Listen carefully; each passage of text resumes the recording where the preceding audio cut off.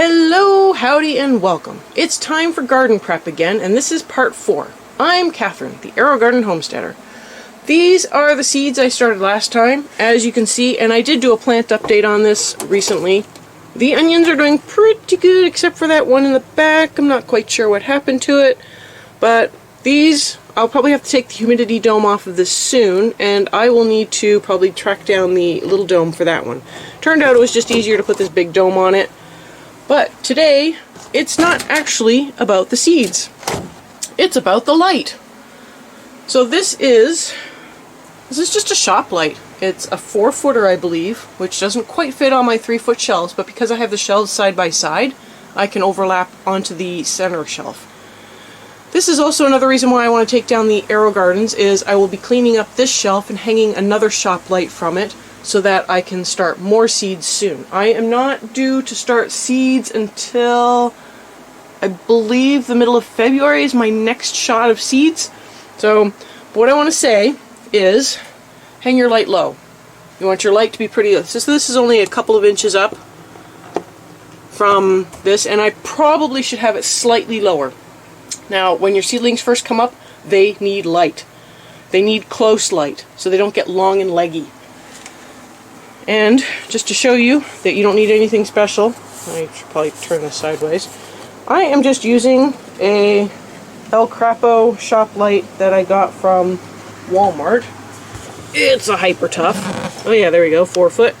So it's 5,000 lumens, but really the important thing is you want it to be really bright. Okay, so if you can find something that says full spectrum, that's even better. I don't know if this one says it's a full spectrum, but the brighter it is, the better. So that will really help your plants get going.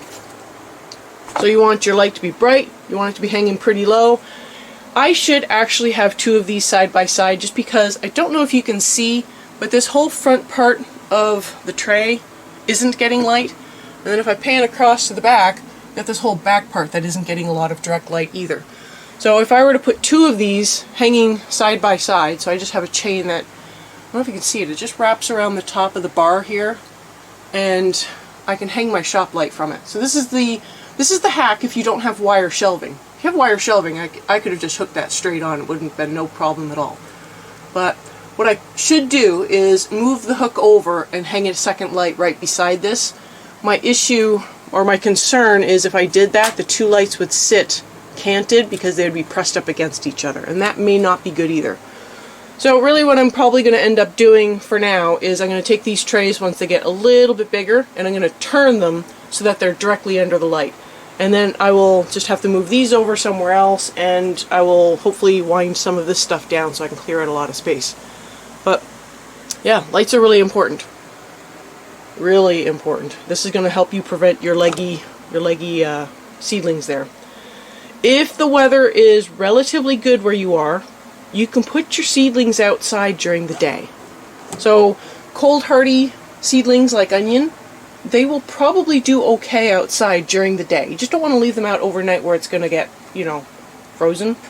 So they're tender still, but they can handle some cold. So that might be worth giving it a try for your area if you can. If you can get full light during the day, put them out. Just keep an eye on just keep an eye out on the dryness of the soil, because you definitely don't want them drying out at this stage. It's just not good for them. So now this year, I think for the first time, I am going to, once the seedlings get a little bit bigger, oh, it smells like onion when I lift it up. But once the seedlings get a little bit bigger, I think I'm going to try feeding them. I'm going to try giving them a 1/4 strength feed with the food that I've been mixing up. So I'm going to see how that goes. I've always wondered how much that really helps, because I see a lot of other people doing it, and yeah, I know, just because I see a lot of other people doing it doesn't mean I have to do it or that it actually works.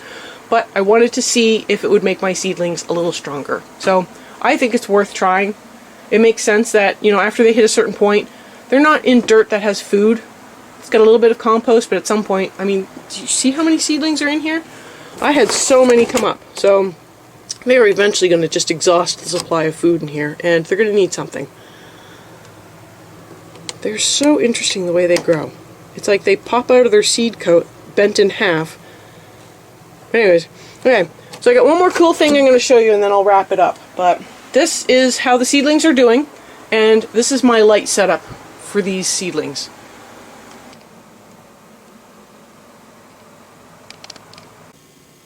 And finally I wanted to show you this. These are the sweet potato slips that I had in that jar, just sitting there.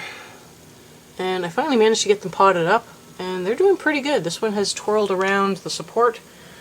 This one's heading for the support. It's pretty cool. I got it in front of a window for now, but I'm hoping once the weather picks up and starts looking better, I can just put it outside. I probably have a few too many in here, so I'll probably just end up with smaller sweet potatoes, but that's fine. Anyways, if you found this video useful, I hope you like and share it so other people can also find it. It really helps me out.